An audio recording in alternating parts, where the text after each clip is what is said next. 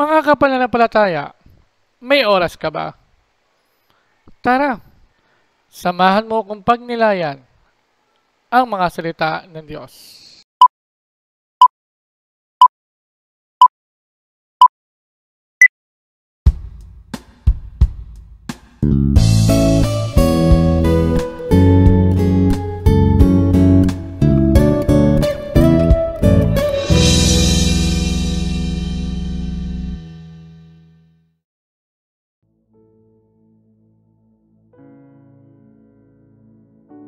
Ang mabuting balita ng Panginoon ayon kay San Marcos. Unang araw ng pista ng tinapay na walang libadura, araw ng pagpatay ng kondero para sa Paskwa. Tinanong si Jesus ng kanyang mga alagad, "Saan po ninyo ibig na ipaghanda namin kayo ng hapunang Pampaskwa?" Inutusan niya ang dalawa sa kanyang mga alagad, "Pumunta kayo sa bayan. May masasalubong kayong isang lalaki na may dalang isang bangang tubig.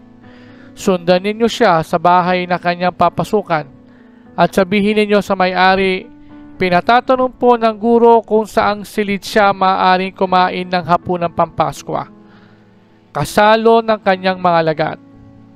At ituturo niya sa inyo ang isang malaking silid sa itaas na meron ng kagamitan.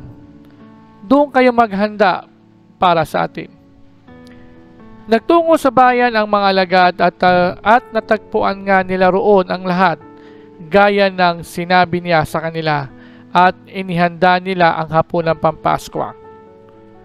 Samantalang sila'y kumakain, dumampot ng tinapay si Jesus, at matapos magpasalamat sa Diyos, ay kanyang pinagati-hati at ibinigay sa mga alagad. "Kunin ninyo. Ito ang aking katawan," wika niya. Hinawakan niya ang kalis at matapos magpasalamat ay ibinigay niya sa kanila at uminom silang lahat.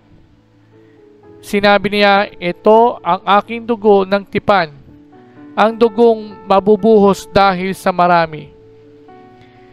Sinasabi ko sa inyo, hindi ako iinom ng alak na mula sa ubas hanggang sa araw na inumin ko ang bagong alak sa kaharian ng Diyos." Umawit sila ng himno at pagkatapos nagtungo sa bundok ng mga Olibo. Ang mabuting balita ng ating kaligtasan. Ito ang aking katawan. Ito ang aking dugo ng tipan. Mga kapananampalataya, ngayong araw na ito ay ating ipinagdiriwang ang kapistahan na katawan at dugo ni Kristo, ang Corpus Christi. Ang mga pagbasa noong mga nakarang linggo ay pumapatungkol sa pagkakatatag ng simbahan ni Kristo. At ang pinakatampok rito ay ang banal na Eucharistia. Dito ay nakakasama natin ang presensya ni Kristo. Marahil nung mga bata pa tayo ay natutuhan natin na ang Eucharistia ang pinakamataas na uri ng pagsamba, pinakabanal na uri ng panalangin at papuri sa Diyos. Pero, ano nga ba ang kahulugan ng Eucharistia? Dalawang salita lang po ang nais kong inyong tandaan. Una, komunyon, at pangalawa, misyon. Dalawang bagay na hindi ninyo maaaring paghiwalayin. Tayo ay nagiging kaisa ni Kristo. Ito ang tinatawag na komunyon. At magagawa natin ang pakikiisang ito sa pamagitan ng paghingi ng tawad sa mga ating mga nakaaway, sa mga nakasamaan natin ng loob. Mahirap kasi na makikiisa tayo sa Kanya habang tayo ay patuloy na nagkakasala, patuloy na gumagawa ng kasalanan at hindi tayo nagkakaroon ng pagsisisi. Isang paraan din ng komunyon kay Kristo ay ang pagtulad sa Kanya na makita sa atin ang Diyos. Isang paraan pa na pakikiisa sa Diyos ay ang pakikiisa sa Kanyang misyon ng kaligtasan. Lahat tayo ay may misyon. Simula pa nung bata tayo. Simula pa na tayo ipinanganak hanggang sa ating estado ngayon. Ano ang misyong ito?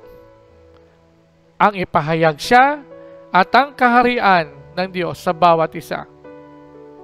Subalit, tulad ng nangyari kay Kristo, asahan natin ang labis sa pagpapahirap. Again, katulad ng nangyari kay Jesus nung siya ay ipinako at namatay sa krus. Tayong lahat ay sinugo para sa misyon na ito. Harinawa mga kapatid, sikapin nating ipinaganap siya sa iba sa pamamagitan ng pagpapakita sa ating ordinaryong mga buhay ang presensya at biyaya ng Diyos sa bawat isa. Sa putong ito, samahan ninyo ako mga kapatid sa isang panalangin. Panginoon, maraming salamat po sa pagkakataong ito. Harinawa Panginoon, manatili po kaming nakikiisa sa inyo. Tulungan niyo po kami, Panginoon, na hindi kami mawalay sa inyo. At tulungan niyo po kami, Panginoon, na maipatupad namin ang misyon na inyong iniatang sa bawat isa sa amin. Hinihiling po namin ito sa pangalan ni Jesus. Amen.